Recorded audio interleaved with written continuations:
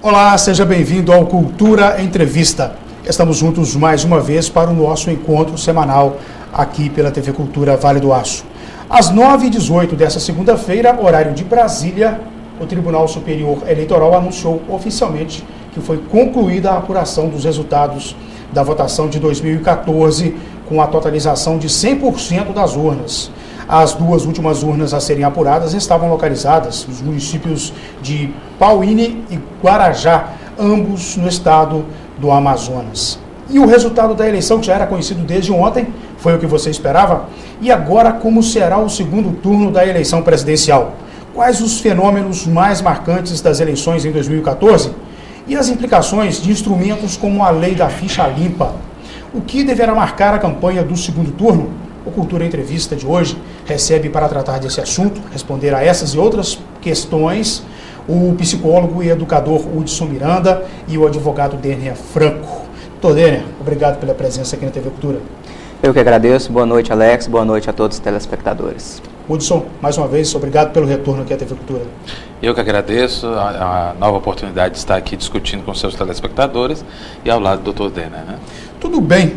Bom, vamos começar com a eleição presidencial. Hudson, foi uma surpresa? Não necessariamente. As pesquisas já apontavam uma transformação do cenário já nos últimos 20 dias, né? Com a desidratação da candidata Marina Silva, né? Já devido a uma série de aspectos, né? Ligados à instabilidade, né? No que diz respeito a algumas colocações programáticas, né? Ao recuo da candidata, por exemplo, que começou com o movimento LGBT, depois passou por aquela questão do Banco Central, que foi um ataque, né? Da candidata rival, né? A presidente Dilma Rousseff. Depois passou por aquela questão também não muito explicada, que ela mesmo, né? Levantou, da votação no Senado sobre a CPMF, né? Entre outros pequenos entraves, né? Na disputa com a Dilma Rousseff. Então o Aécio não teve nem muito trabalho para desidratar a Marina Silva, porque ela mesma contribuiu de alguma forma com uma precariedade, uma fragilidade de firmeza, que é o que esperavam os eleitores, né? Indecisos, que clamam por mudança. Das pesquisas, por exemplo, já se falava entre 70% e 72%, entre Ibope e Datafolha, de pessoas, de eleitores, que estavam dispostos, né, e desejosos de mudança, né?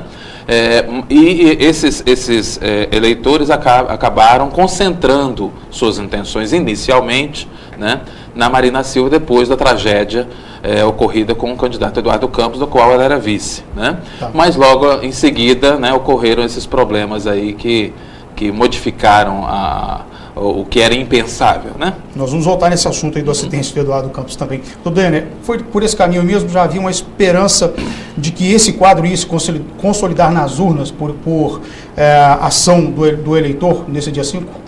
Olha, na verdade, com o decorrer do processo eleitoral, o resultado final ele não se tornou uma surpresa. E o que aconteceu é que a subida de Marina Silva ocorreu na mesma proporção em que o avião do Eduardo Campos desceu. E o cenário eleitoral ele se desenhou no seguinte sentido: se isso teria uma sustentação ou não.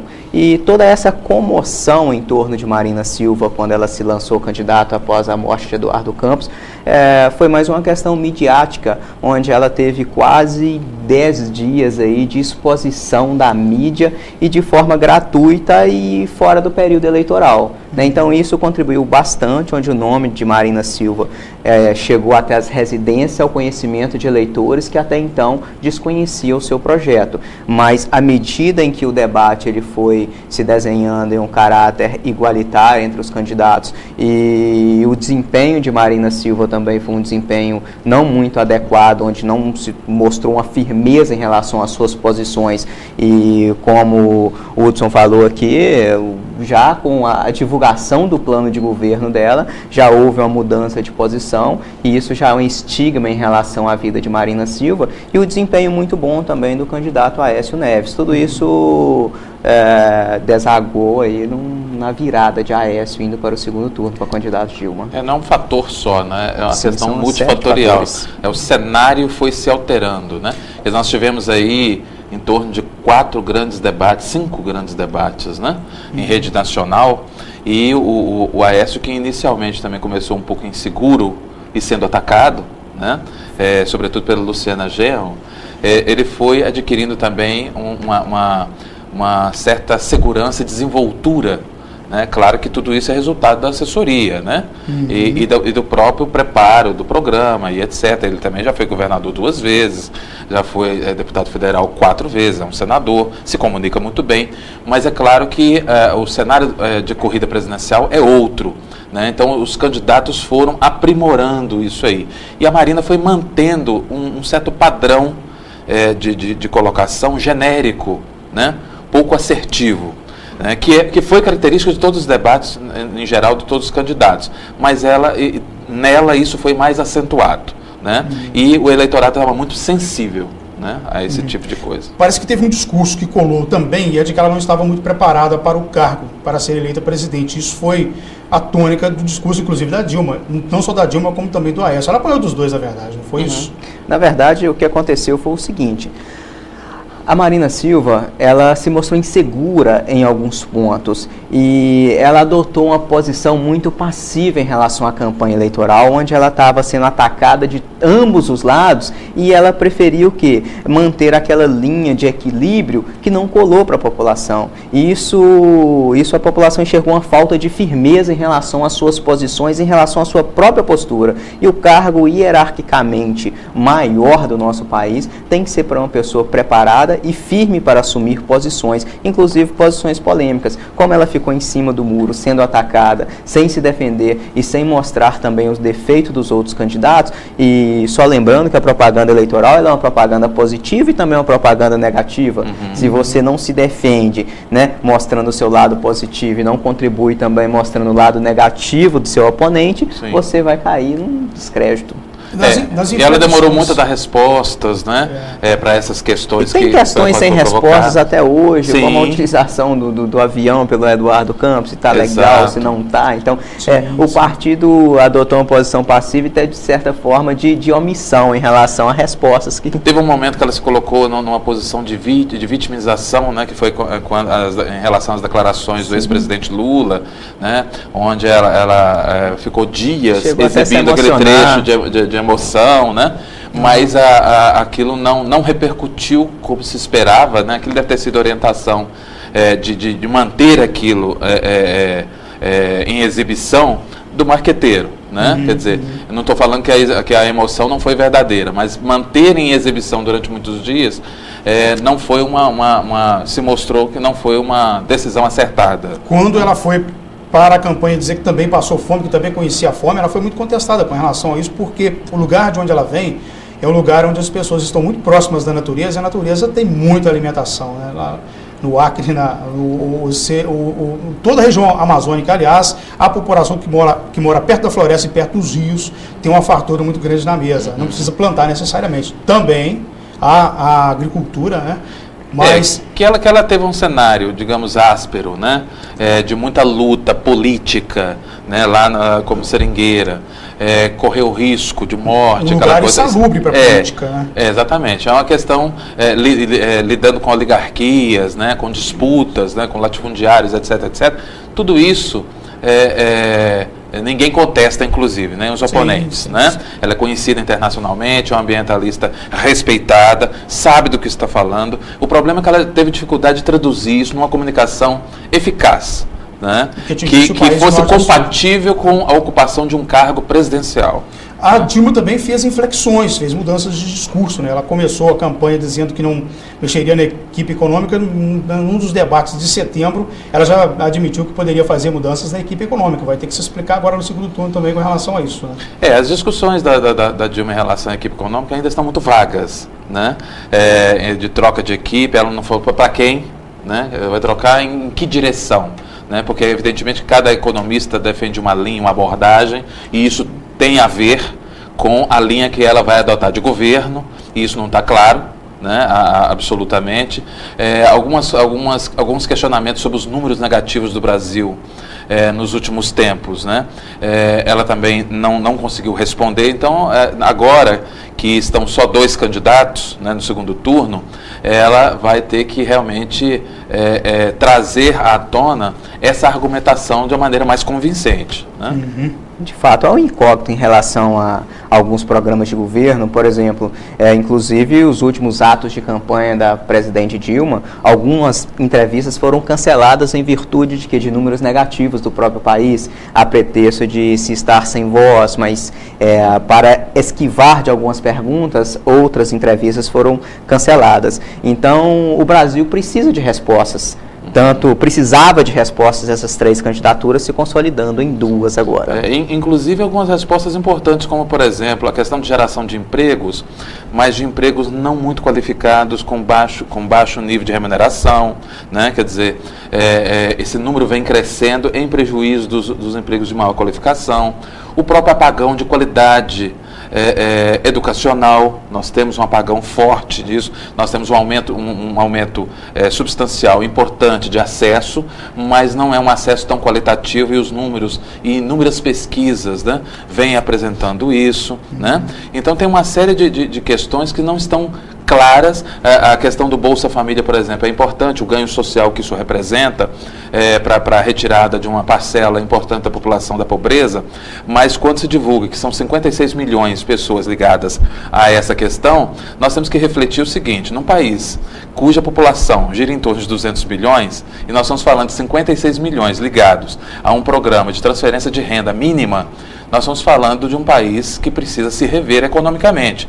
Não podemos falar que um país onde 1 em cada 4 brasileiros que estão ligados a um programa de renda mínima, de transferência de renda mínima passiva, né, tem uma economia saudável, tem alguma coisa, né, essa conta não fecha, na verdade, essa equação não fecha. O que se fala, na verdade, não é tirar da linha de pobreza, se fala em administrar a pobreza. Uhum. Então, quando a pessoa está numa situação dessa de receber Bolsa Família, hoje que a gente vê desse atual programa social de transferência de renda passiva, é que a pessoa ela é estimulada a permanecer na situação que se está. Mas esse não é o argumento dele. Não, totalmente o contrário. Nós estamos tirando da pobreza. Exatamente. Na verdade, é uma administração da pobreza. Num primeiro momento, é claro que isso é importante. Ninguém que tem um mínimo de bom senso vai ser contra isso. Claro que não, né? Estamos a favor. Mas e a geração realmente de empregos qualificados, né? E a reforma tributária que é prometida há quase 2 décadas e não ocorre, e torna as nossas empresas não competitivas, né? E que reflete nossa balança comercial. Nós vimos durante a campanha eleitoral vários pronunciamentos dos representantes da indústria alertando sobre a desindustrialização. Sim. E da pior forma, da forma da importação indireta, por exemplo, de insumos e de produtos básicos como o aço, né? O Brasil não importa necessariamente uma grande quantidade de aço, barras de aço, bobinas de aço, mas importa os produtos fabricados em aço do leste europeu, da China e de onde mais e isso não entrou na agenda de discussão presidencial. Não apareceu hora nenhuma. Nenhum candidato, né? Eles ficaram preocupados com picuinhas, quem derruba quem lá no palco, digamos assim, né? Só para o telespectador ter uma ideia, quando a gente fala em desindustrialização, que é a paralisação da indústria nacional, e o estímulo da indústria estrangeira, uma fábrica de roupas muito famosa do Espírito Santo, fabricava ótimas peças, ótimas vestuário masculino e feminino, em Guarapari, no Espírito Santo. Recentemente eu fui a uma loja dessa rede comprar um short e descobri que esse short foi fabricado na China.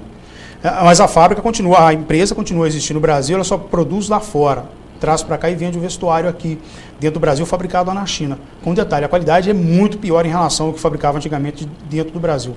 Isso é um exemplo prático, é só da indústria têxtil que estamos falando nesse exemplo aqui, mas ocorre com a indústria do aço, a linha branca, ocorre com automóveis, ocorre com até alimentação, né? Inclusive alimentação. Inclusive em relação, são números, nós temos números ruins em relação, em muitos setores, à própria Argentina, que está em crise crônica, né? Em crise crônica já há muito tempo, né?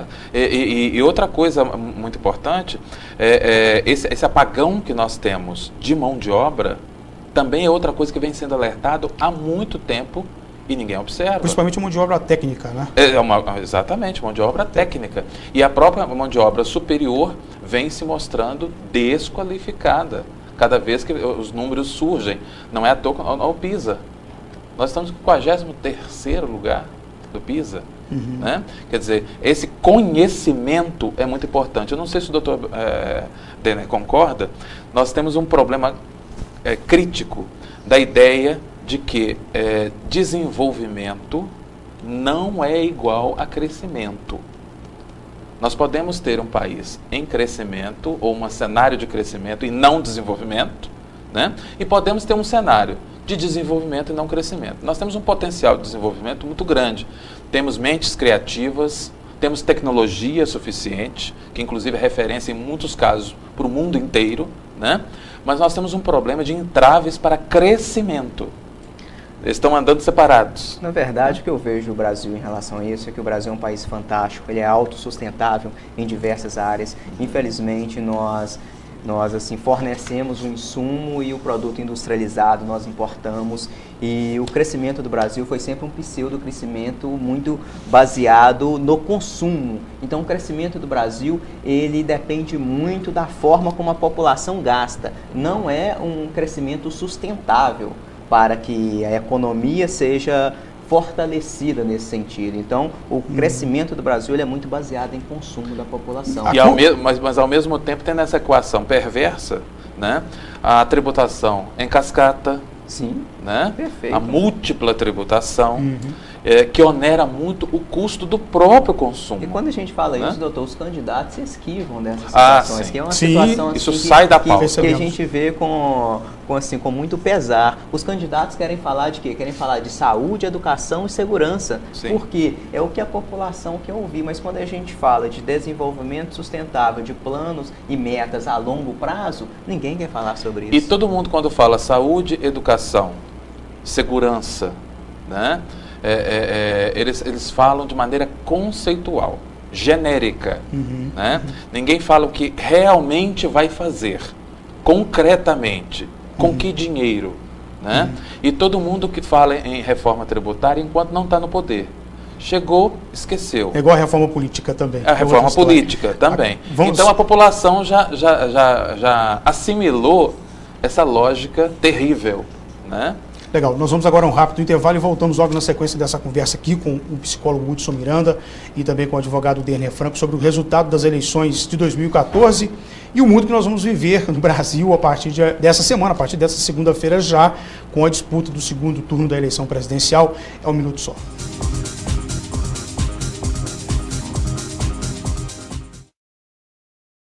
Se você não quer ter dor de cabeça na hora de fazer os seus serviços gráficos, procure a Gráfica Arte Publish. Moderno parque gráfico com profissionais atualizados, prontos para atender com rapidez, a cortesia e a pontualidade que o mercado exige. Gráfica Arte Publish, sinônimo de qualidade em serviços gráficos. Atendimento em sede própria, com assessoria jornalística, fotolito eletrônico e criação de peças publicitárias. Gráfica Arte Publish, mais que impressão, impressiona. Arte Publish, Avenida Londrina, número 400, bairro Veneza 2, Ipatinga. Telefone 3828-9020. Arte Publish, @artepublish.com.br.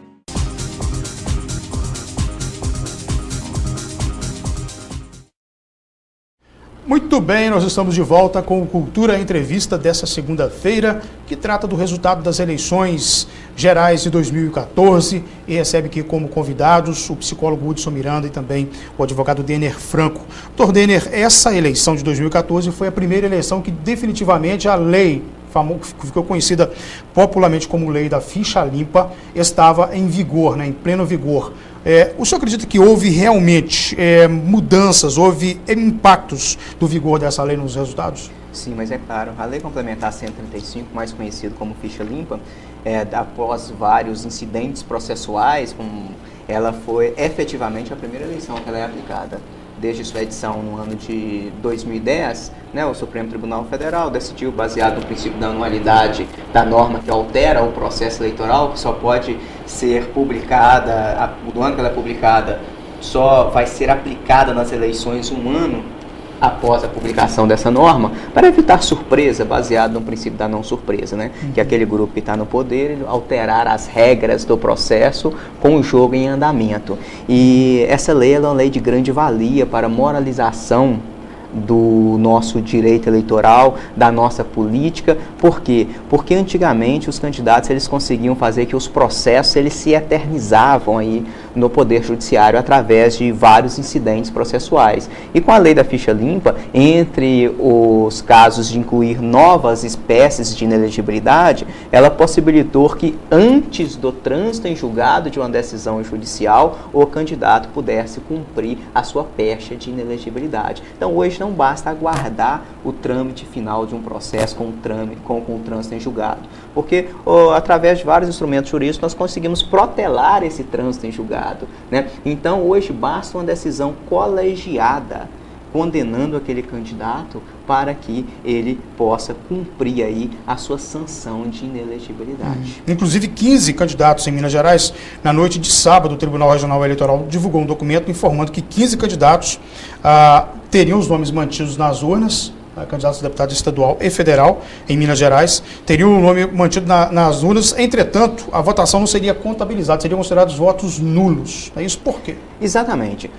O que ocorre? Nós temos, para falar de voto nulo, nós temos duas espécies de votos nulos. Os votos nulos por manifestações apolíticas, aquele que eu não concordo com nenhum plano de governo, com nenhuma proposta que nos foi apresentada. E nós temos os votos nulos dados a candidatos com registro indeferido ou não registrados, que é exatamente o tema que nos traz aí em pauta. E esses candidatos com registro de candidatura ainda sob júdice, o nome dele é mantido na urna porque dias antes da eleição a urna ela é lacrada e ela é tida por inviolável. Né? Então o nome é mantido na urna e os votos não são computados, são considerados nulos. E por que isso ocorre? Para também não causar qualquer prejuízo ao candidato que vier a ter o registro de candidatura deferido posteriormente. Ele seria excluído do processo eleitoral, da propaganda eleitoral, e isso ocasionaria um prejuízo muito grande a ele. E a resolução 23404 do TSE, também o Código Eleitoral, permite que o candidato que esteja ainda sob júdice participe de todos os atos do direito eleitoral. O que vale a pena, acho que a gente registrar, é que é uma temeridade que nós tenhamos a necessidade de uma lei para regulamentar algo que é óbvio, que é ligado à ética, né? À moralidade, à capacidade de ter um mínimo de postura, né? Com o que é público, para se candidatar a ocupar um cargo, né? Então, obviamente, que se nós tivéssemos uma sociedade que prezasse em massa por esse princípio, não precisaria de judicializar esse quesito. O próprio candidato deveria ter um entendimento: eu não posso ser candidato porque eu não tenho condições. Não, a própria população, na intenção de voto, já manifestaria o seu repúdio ao comportamento inadequado daquela pessoa candidata ao cargo. Na verdade, o que a gente fala é que um governo, por mais que ele seja um governo de ideias, um governo de programas, ele nunca deixa de ser necessariamente um governo de homens. Então é aí que a gente precisa de uma maior conscientização da população, no sentido de que de ter a consciência da importância que é o seu ato de votar. A responsabilidade, né, com o coletivo. Não é simplesmente um ato individual que eu faço o que eu quero. Tem um impacto, né, do meu voto sobre o coletivo. Né? O senhor falava da participação popular, do entendimento que a população deveria ter. A própria lei complementar ela teve origem aí em movimentos populares, né? Olha, o que ocorre? Essa lei complementar 135, na verdade, é um projeto de lei de iniciativa popular, mas em sua essência, ela nasceu na jurisprudência das nossas cortes eleitorais, sobretudo no TSE, que é um tribunal de vanguarda. Os juízes que servem aos tribunais eleitorais, eles servem temporariamente, exatamente para quê? Para dar uma oxigenada em nossos tribunais e o entendimento não seja esse entendimento consolidado por anos. Mas eu acho que essa ética precisa ser estendida, porque se a gente considerar que nós temos políticos condenados com restrições a se candidatar, mas que ocupam cargos de destaque dentro do partido, né, de partidos, inclusive liderando grupos, por trás de grupos políticos que se mantêm no poder, né? Então, a população precisa ficar atenta a esse tipo de coisa. Né? Que é claro, a coisa é descarada, né? Mas é aquela coisa, não adianta a gente reclamar dos nossos políticos, que esses políticos, os nossos governantes, eles saem da nossa própria sociedade. Mas é isso mesmo que eu estou falando. Então, o que acontece? Eu gosto Essa muito sensibilidade precisa vir, né, das associações. Da gente, essa mudança que a gente espera nos nossos candidatos tem que começar na gente. Eu gosto muito de replicar o Marcelo Tassi quando ele fala que o povo que reclama dos nossos políticos é o mesmo povo que troca voto por boné. Então a população ela tem que ter a consciência da importância que é o seu ato de votar e realmente escolher pessoas capacitadas para exercer o munus público representativo. E mais do que votar, acompanhar. Sim. Né? Nós temos a ideia falsa, né? A sociedade brasileira tem a ideia falsa de que basta votar, que ele cumpriu a sua obrigação. De forma alguma. Né? De forma alguma. Aí começa. Aí que tem início. Né? A legislatura, por exemplo, eu estava em contato com estudantes de Direito há alguns dias atrás, a convite da Faculdade de Direito de Patinga, e eu exatamente os provoquei dessa forma. Quantos de vocês conhecem o portal da Câmara Federal, né, da Assembleia Legislativa, da Câmara Municipal? Quantas audiências vocês já assistiram? Lá está todo o acervo de audiências, todos os registros de todos os deputados, o que eles fazem, as leis que propõem, as comissões das quais eles fazem parte. Então a gente está falando isso de escolher melhor o candidato. A regra é simples. Como se faz para votar consciente, para escolher bem o candidato? Basta que a população tenha interesse e conscientização de que tem interesse por política e tenha interesse da função do governante. Dos o deveres, que faz né? um governador, Exatamente. o que faz um presidente, o que os faz... compromissos mínimos que ele tem que exercer. Tem que conhecer cumprir. o nosso Brasil, conhecer a nossa política. Mas a dura realidade é que nós encontramos, no trabalho diário que nós fazemos aí pelas ruas, pelas entidades, encontramos cidadãos que sequer conseguem diferenciar o legislativo do executivo, do judiciário. Aí entra lá no problema da formação escolar, porque isso é matéria de ensino fundamental, né? Lá na oitava série que se começa a estudar essa divisão dos poderes, né? Infelizmente encontramos cidadãos já adultos que não sabem sequer fazer essa diferenciação. Agora, os que entendem, tem uns mecanismos interessantes que na esteira da ficha limpa começaram a ser adotados no Brasil, como por exemplo o Portal da Transparência, né? A maioria das câmaras e das prefeituras já tem hoje no ar o Portal da Transparência, em que são obrigados a publicar lá os valores pagos por determinados contratos, serviços, produtos e serviços comprados no comércio, e por aí fora vai. Olha, hoje um dos princípios que regem a coisa pública, dentre moralidade, legalidade, eficiência, enfim, é o princípio de quê? Da publicidade. Os atos públicos, porque para estimular o cidadão que se torne um guardião do patrimônio público. Aquela pessoa que está administrando, que está governando, eles não estão administrando o que é seu, não, está administrando o que é do povo. Nada mais justo do que o povo tenha consciência do que está acontecendo com o que é seu. Nós precisamos desconstruir a ideia dos feudos, né? Sim, exatamente. Nós estamos na democracia, não é no feudalismo, né? Tem um outro também, algumas ferramentas aí que não são necessariamente oficiais, mas que também são importantes, como o Congresso em Foco, que é um site de uma ONG que é mantida e atualizada quase que diariamente com informações... Contas abertas, contas abertas. Você quer saber como é que está a participação daquele deputado federal que você elegeu na eleição passada? Dentro do Congresso em Foco você vai saber quantas proposições ele apresentou. Transparência Brasil. Transparência Brasil, outro também. Você consegue saber... Movimento contra a corrupção. Quantas viagens ele fez? Será que ele está viajando só para a sua região mesmo? Ou ele está indo para outra região totalmente diferente daquela onde ele deveria defender então, hoje os você tem interesses? vários grupos. O MCC, que é o Movimento contra a Corrupção, né?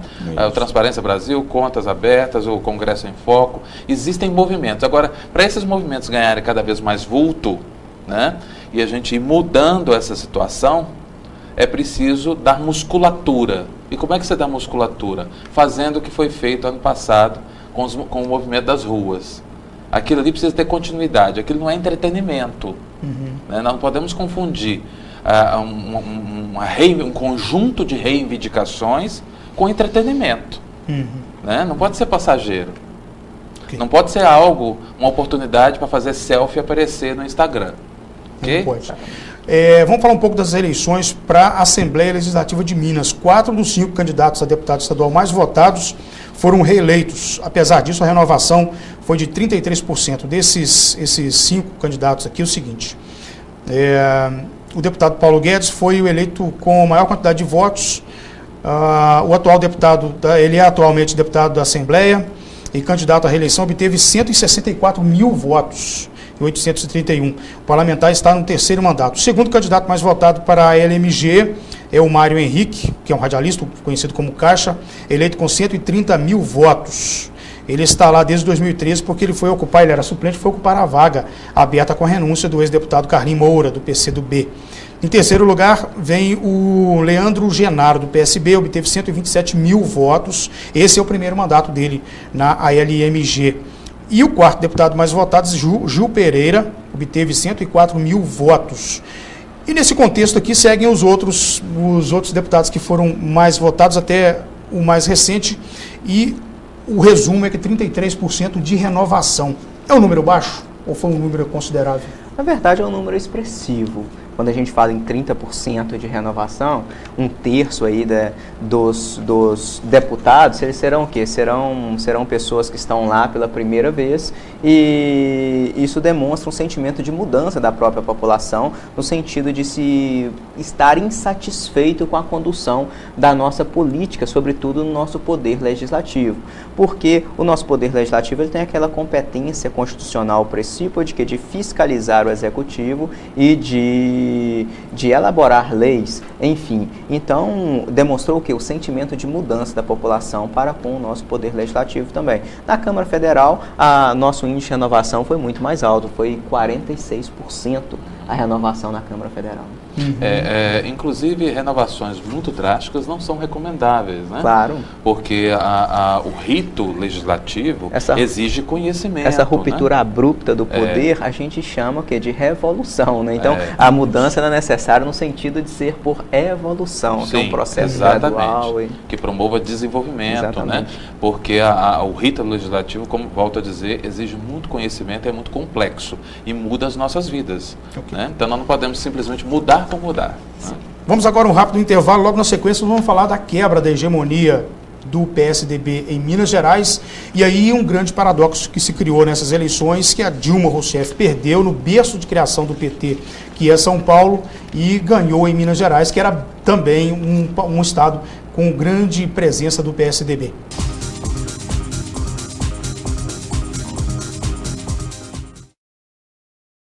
A Clinap dispõe de um amplo mix de produtos, equipamentos e acessórios para limpeza. Atua na linha de produtos químicos atendendo segmentos alimentício, médico, odontológico e industrial, com qualidade e pontualidade na entrega. Clinap, negócios verdadeiramente limpos. Avenida Guido Marliéria, número 190, no bairro Iguaçu, em Patinga. Telefone 3822-4547.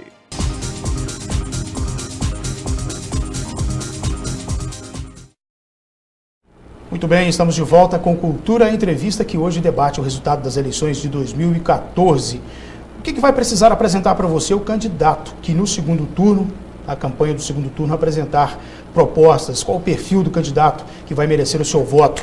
Gente, esse resultado das eleições representam aí dois fatores curiosos, né? O PT perdeu em São Paulo, é o berço do partido, é o estado de São Paulo, no entanto, perdeu lá. E em Minas Gerais, o PT conseguiu quebrar, fez o papel inverso, quebrou a hegemonia do PSDB, do Aécio Neves. Né? O que isso vai representar, então, em termos de peso na disputa do segundo turno, doutor Dena? Minas Gerais vai ocupar uma posição interessante no cenário nacional, exatamente por isso. É a primeira vez que nós temos um governador do PT em Minas. E a presidente Dilma vai ter um cabo eleitoral importantíssimo, que é o governador eleito em primeiro turno. E aqui em Minas Gerais, onde a gente tinha aí uma aprovação muito boa de Aécio Neves e Anastasia, houve uma derrota desses candidatos aqui. Então vai ficar um paradoxo interessante, onde o Aécio Neves está aqui fazendo campanha no seu berço político sem um candidato a governador, e a presidente Dilma tem um candidato a governador eleito em primeiro turno no seu palanque. E é importante a gente ressaltar o seguinte, embora ele não tenha... Olha só, ocorre que ela ganhou em São Paulo, né?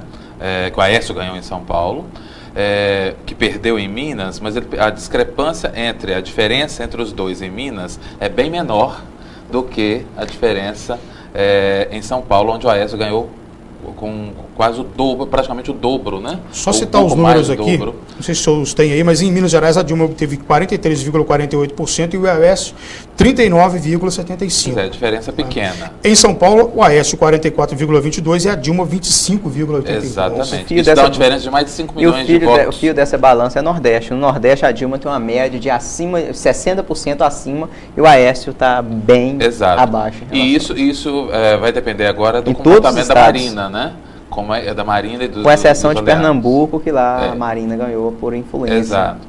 Porque todos agora falam como é que vai ser o comportamento da Marina, uma vez que, ao mesmo tempo que ela enfrenta o dilema de para qual lugar ela vai, ela passou a campanha toda atacando que essa situação atual deveria mudar. E no próprio discurso ontem, né, ela reforçou a ideia de que a população precisa ser respeitada, a escolha da população que quer que o que está aí seja mudado. O que está aí é o PT na esfera federal, né? E ao mesmo tempo, os atritos dela com o PSDB não foram fraturas, né? Foram, digamos, pequenas escoriações, mas que abrem caminho ou possibilidade de uma negociação. Agora, os atritos com o PT chegaram às fraturas, né, mais expostas. E isso influencia nessa escolha. E muitos falam justamente do risco dela não apoiar ninguém, e essa segunda neutralidade, se ela escolher, o quanto isso poderia representar uma omissão e tirá-la do cenário político, né? Porque expor ainda um outro problema que seria, né, caso ela optasse por esse caminho, que seria a dificuldade, a inabilidade de trabalhar com cenários de diversidade política, diversidade partidária. Só para fechar aqui esse assunto, lembrar que em São Paulo o PT perdeu o senador Suplicy, 24 anos como senador, agora está fora. Perdeu para o PSDB. Perdeu para o PSDB. E em Minas Gerais... E lembrando só que o PSDB já tinha feito um outro senador, que é o Aloysio Nunes, que é atual vice na chapa do Aécio, né? E dos 10 primeiros colocados para deputado federal em São Paulo, não constam do PT, não são do PT. Né? Em Minas Gerais, o candidato Tucano vai contar com a força importante do Anastasia, que conseguiu ser eleito, ficando na frente, inclusive, do Alencar, né? Josué de Alencar, que é filho do ex-presidente, do ex-vice-presidente José de Alencar, que era o candidato apoiado pelo PT em Minas Gerais. Sim, exatamente. Em termos regionais, olha que situação preocupante. O Vale do Aço tinha condições de fazer bem mais, mas fez apenas 2 deputados estaduais, né? Conseguiu reeleger a Rosângela e o Celinho do Sintrocel, Rosângela Reis e o Celinho do Sintrocel. Cidades com um pouco maior do que a região do Vale do Aço, Juiz de Fora, elegeu 3 deputados federais e 5 estaduais. A vizinha, Governador Valadares, elegeu 2 deputados federais e 1 estadual. Em Brasília, né, Valadares vai ser representado aí pela Bruni Gomes, que é uma candidata, uma menina nova, PTC, 25 anos, reelegeu o Leonardo Monteiro como federal. Em Belo Horizonte, os valadarenses serão representados pelo José Bonifácio Mourão, que também já foi deputado estadual. Também teve uma outra cidade importante de Minas que fez 5 deputados, Uberlândia, 3 deputados federais e 5 estaduais. O Vale do Aço com apenas 2. É falta de representatividade política? Ou vou mudar a pergunta, doutor Dênia. Essa representatividade política não tão expressiva quanto as outras regiões vai fazer falta para o Vale do Aço? Faz muita falta.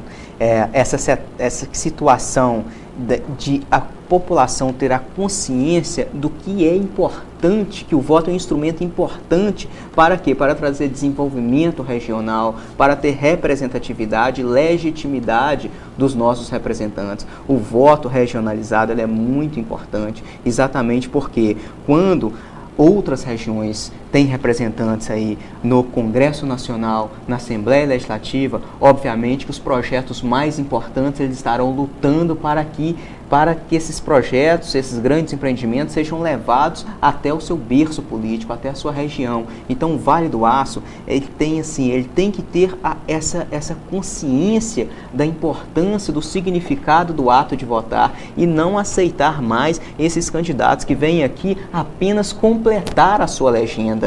Muitos candidatos estão aqui, não estão pensando em trazer desenvolvimento para aqui, mas estão aqui apenas para completar a sua legenda. Tínhamos excelentes candidatos aqui na região que mereciam uma vaga na Câmara, mereciam uma vaga na Assembleia, mas infelizmente faltou-lhes o quê? Faltou ser abraçados pela população da nossa região. Aí eu tenho algumas discussões importantes. Eu acho que a população ela tem também lances de muita ousadia. Só para lembrar que a oligarquia no Maranhão caiu com a primeira eleição do primeiro governo do PCdoB da história do Brasil, né? E isso é um rompimento de 50 anos da oligarquia do Sarney e dos Lobão. Então, voltando para o regionalismo, eu acho que existe um certo enfraquecimento das nossas lideranças, né? Isso é um sintoma.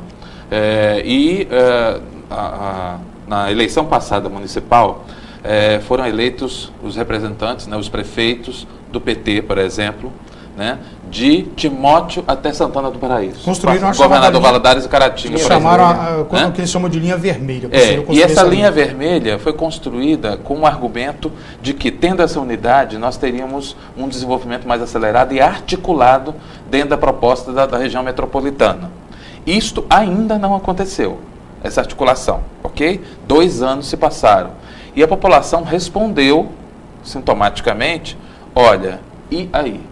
Agora é a resposta, ok? Então eu acho que ainda dá tempo, né, desses administradores que estão no poder hoje se articularem e demonstrarem para a população que aquilo não foi uma utopia, que aquilo não foi simplesmente um lance de marketing, mas que há a possibilidade real da população usufruir dessa unidade partidária. Mas em relação a isso, doutor, os próprios governantes apoiam pessoas que não são daqui. Exatamente. Então é uma questão de consciência política. Exato, mas por isso que eu falo da desarticulação. Sim, exatamente. Né? Então essa desarticulação começa neles e a população está atenta a isso, porque ela está calejada, né, de verificar essa dissintonia. E né? sente falta de grandes projetos. Você pega a situação, basta conversar com as pessoas que precisaram ser hospitalizadas ou que tiveram parentes que precisaram ser hospitalizados recentemente no Vale do Aço. Olha, é um caos, uma situação de caos, para não ter outra palavra, caos, a situação dos hospitais do Vale do Aço. Sim. Cadê o hospital regional que se fala nele há 30 anos? Sim,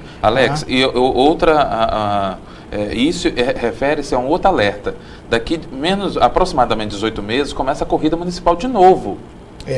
E esse sintoma pode se transformar na desestrutura desta linha, que é a primeira ocorrida nesses anos todos de redemocratização aqui na nossa região.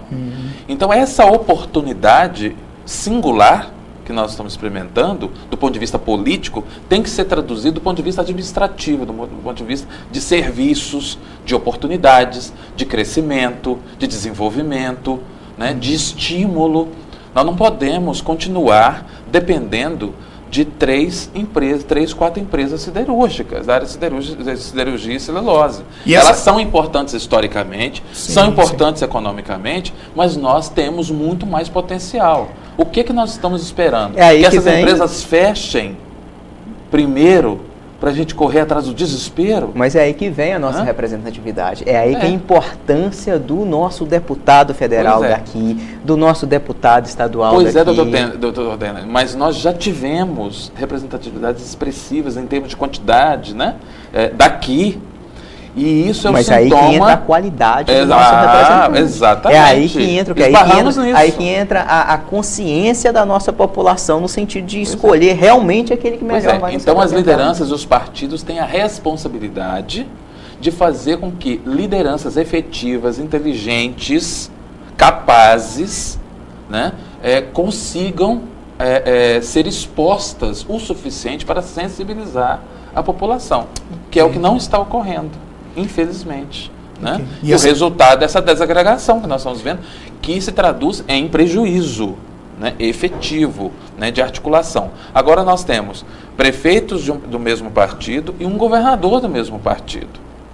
Né? Quer dizer, temos 2 anos pela frente para realizar alguma coisa e mostrar que isso tem um sentido lógico, né, que facilita as coisas, que cria vias importantes. Legal. Vamos ver o que vai acontecer. Para daqui a 18 meses nós estamos discutindo um retrocesso, né? Uma desorientação do eleitor que não enxerga, que quer mudança, Mas não é qualquer mudança. E acaba não enxergando possibilidades, porque as lideranças são frágeis, são fracas. Okay. Estamos aqui quase no fim do programa, nosso tempo já esgotou. Margarete já está mostrando o relógio para a gente ali, mas eu vou terminar com uma pergunta para os dois. Vai levar o voto no segundo turno, no caso da eleição presidencial, vai levar o voto no segundo turno quem apresentar que tipo de proposta, que tipo de debate para o eleitor? Na verdade, para mim, quem vai levar o voto não vai ser baseado na propaganda positiva, mas na negativa. Estamos já exaustos de ambientes de corrupção, tanto de um lado quanto de outro. Então, quem conseguir mostrar o lado negro do seu oponente vai levar o voto. Temos escândalos da Petrobras, temos aí situações relacionadas ao PMDB. Então, o que vai dar a essência do segundo turno vai ser exatamente o que? Baseado nesses escândalos que a gente está acostumado a ver. As respostas serão também. Sim, com certeza. Assim como temos problemas também no PSDB. Dos dois lados. Dos dois lados. Então, nós vamos assistir, infelizmente, uma campanha de baixo nível de desconstrução mútua de imagem. E aquele que conseguir desgastar, fraturar mais o outro, é que vai realmente vender a ideia, né, de que a sua administração será mais adequada. Infelizmente, as agendas positivas que são importantes, como os direitos humanos, mobilidade urbana, né, meio ambiente, gestão das águas, né, transporte, saúde, educação, essa nova panaceia que estão vendendo da educação de tempo integral, né, ou educação integral, isso, sem explicar realmente como que eles vão fazer isso. A rede de escolas não tem estrutura para isso, né? De quanto que será o gasto disso? Está todo mundo prometendo, sem dizer como, de onde vem e que estratégias serão colocadas. Hoje você está dizendo então que vai caber ao eleitor o papel de ser extremamente crítico na hora de receber essas informações. Assim como a panaceia da redução de maioridade penal, que dá pano para manga também a discussão, né? A crise do sistema penitenciário, né? Minas Gerais vende a ideia de que tem a melhor solução, mas em 12 anos tem uma penitenciária com parceria público-privada, né? Então nós precisaríamos ter mais musculatura e termos penitenciárias sustentáveis, né? Ninguém fala sobre isso. Né? O governo que aí está, o atual ministro, não fez absolutamente nenhum esforço nesse sentido. Né? Então temos os dois lados com fragilidades em coisas que eles defendem como são capazes de fazer o melhor. Mas não fizeram. Não fizeram. Né? Então é isso que nós vamos assistir. Quem conseguir demonstrar que o outro é mais fraco, né, e fraturá-lo mais, que vai levar essa fatura. Gostaria muito de agradecer a presença do Dr. Dene. Grato pela primeira vez aqui no Cultura Entrevista. Espero contar com sua volta aqui em breve. Eu que agradeço. Estamos aí cumprindo essa função social de estar tentando conscientizar a população dessa importância que é o significado do ato de votar. Doutor Hudson, muito obrigado pela presença. Eu que agradeço e sempre estarei à disposição para debates da qualidade, como você promove aqui na TV Cultura. Muito obrigado a todos. E depois das eleições do segundo turno, estaremos de volta aqui com esse debate sobre resultados também. Espero contar com vocês, hein? Claro. Olha, você que nos acompanhou de casa, muito obrigado pela presença, muito obrigado pela companhia. Eu lembro o contato do programa entrevista, tvculturavaledoaço.com.br. Deixe lá o seu recado, a sua sugestão. Tenham todos uma ótima semana.